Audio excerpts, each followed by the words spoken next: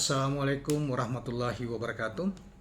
Rekan-rekan sekalian, kembali kita berjumpa di Jejak Semesta 65. Semoga kita semua berharap selalu mendapat bimbingan dan pertolongan Tuhan Yang Maha Kuasa, Allah Subhanahu wa Ta'ala.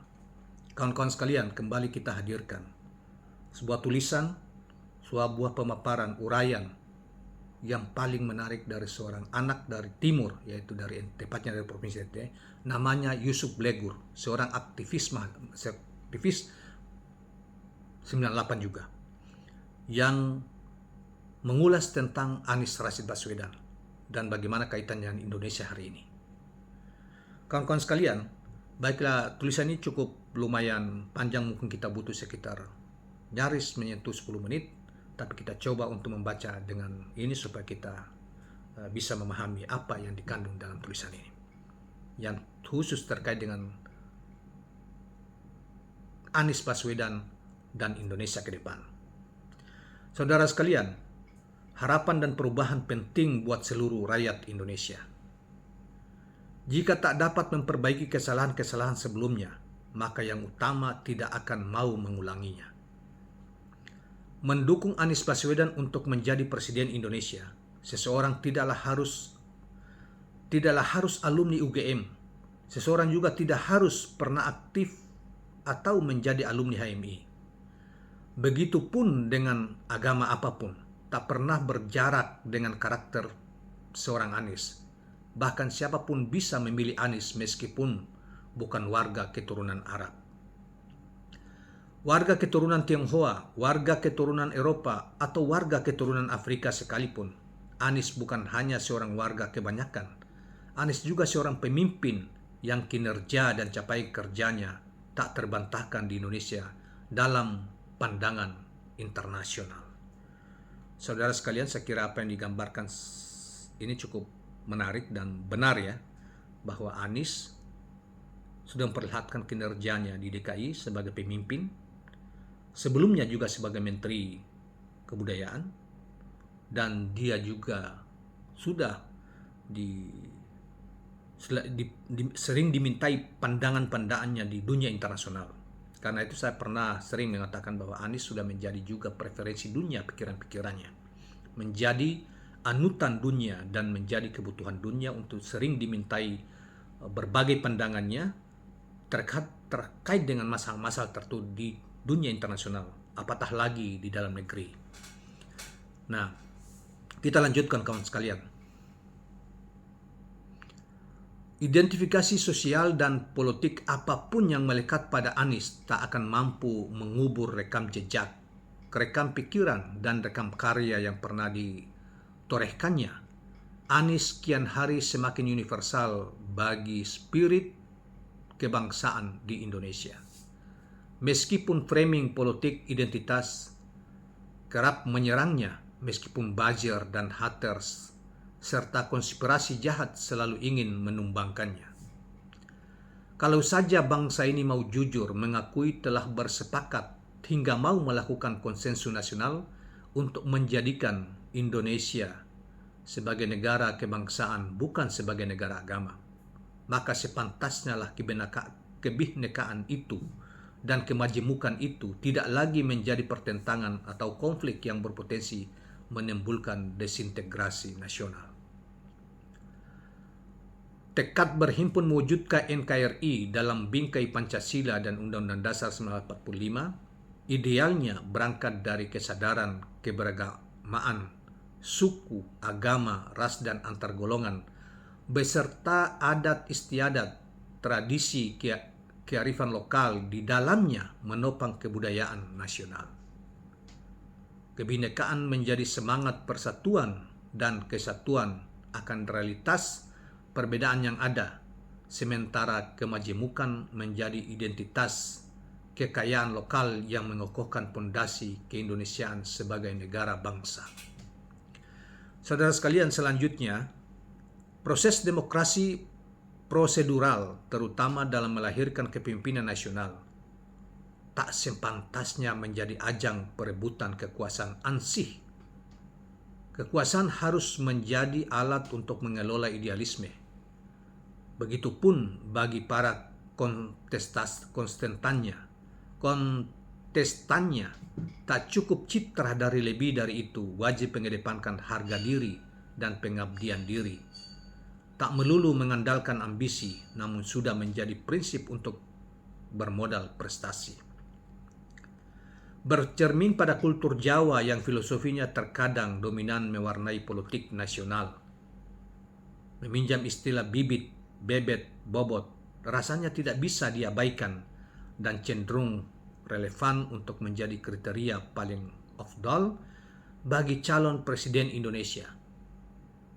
Dalam narasi yang lebih keren, capres mumpuni itu secara kepribadian harus memenuhi kelayakan historis, empiris, dan ideologis kalau belum bisa nyaman dengan diksi nasionalis religius. Jangan karena pengaruh model pemilu atau pilpres yang sangat kapitalistik dan transaksional, rakyat seperti merasa terlena dan tertipu. Ibarat membeli sebuah mobil bermerek Amerika tapi mesinnya dari China. Mengharapkan dapat roti buaya, malah kedatangannya buaya darat. Rakyat sampai kekenyangan dengan menu saban hari. Tipu sana, tipu sini. Utang sana, utang sini. Dan janji sana, janji sini. Bangsa Indonesia harus jeli dan akurat dalam memilih pemimpinnya. Tak cukup pemimpin yang cuma retorika, punya kemampuan bekerja. Lebih dari itu harus punya ketinggian moral. Apa komitmennya? Apa kebiasaannya? Apa hobinya? Dan yang paling penting, apa janjinya bisa direalisasi. Jangan tergiur dan terbuai dengan kata-kata bagaikan malaikat yang manis namun berkelakuan jahat. Bukan boneka yang tak ada ruh dan jiwanya, juga bukan manusia macam kerbau yang dicocok hidungnya. Capres bernas itu harus memahami geografi, geostrategi, geopolitik negara yang akan dipimpinnya. Figur pemimpin nasional itu selalu cerdas dan berwibawa. Sudah tidak bisa ditawar-tawar akan dicintai rakyatnya sendiri, tapi tetap dihormati dan disegani warga dunia. Bukan pemimpin yang kurang kerjaan lalu sibuk sebagai tukang joget-joget dan narsis tingkat dewa di medsos, termasuk getol, korupsi, dan hobi nonton bokep, menjadi penjilat apalagi sampai berkhianat, seperti beberapa capres kartu mati yang tak bermanfaat karena lebih bangga jadi petugas partai ketimbang petugas rakyat. Betapa miris dan menderitanya rakyat jika harus punya pemimpin mudarat seperti itu, sama seperti sebelumnya. Jadi, bukan mustahil rakyat seantero negeri sudah tahu siapa capres yang benar menjadi keinginan dan mendapat dukungan rakyat. Capres yang berdedikasi tinggi dengan segudang prestasi dan penghargaan. Capres yang memenuhi panggilan dan amanah rakyat dengan kekuatan spiritual, bukan mengandalkan materi semata. Capres yang teruji dan terbukti mengabdi untuk NKRI, bukan oligarki.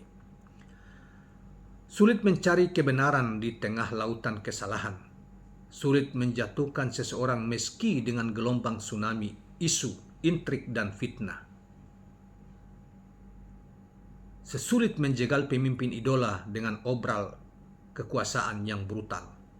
Tapi tak sesulit mengharapkan dan mewujudkan perubahan yang lebih baik melalui implementasi Pancasila dan Undang-Undang Dasar 45 dan NKRI yang hakiki serta sejatinya menghadirkan kemakmuran dan keadilan sosial bagi seluruh rakyat Indonesia. Tentunya saudara sekalian, jika rakyat sadar dan rasional dalam memilih pemimpin yang mutlak harus memiliki kecakapan, integritas, dan keteladanan. Jawaban dan solusi dari problematika akut negara bangsa saat ini hanya ada pada Anies Rashid Baswedan untuk memulai dan memperbaikinya Anies memang memenuhi kriteria sebagai pemimpin dengan integritas yang dapat diandalkan. Hati, jiwa, dan pikiran totalitas dalam tindakan diberikan untuk rakyat, membuatnya menjadi pemimpin yang dirindukan.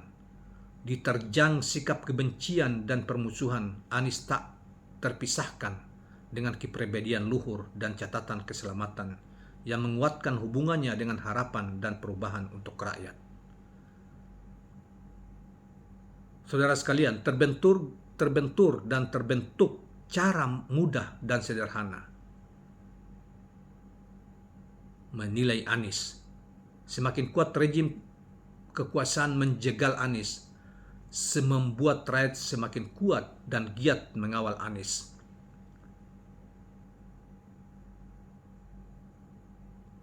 Cinta rakyat pada Anies menegaskan Anies adalah pemimpin yang defense bagi Indonesia. Anies memang untuk Indonesia. Hanya Anies, ya capres lainnya nggak ada tuh. Nggak ada yang berkualitas dan lebih baik. Dari saudara sekalian, dari pinggiran catatan labirin kritis dan relung kesadaran perlawanan.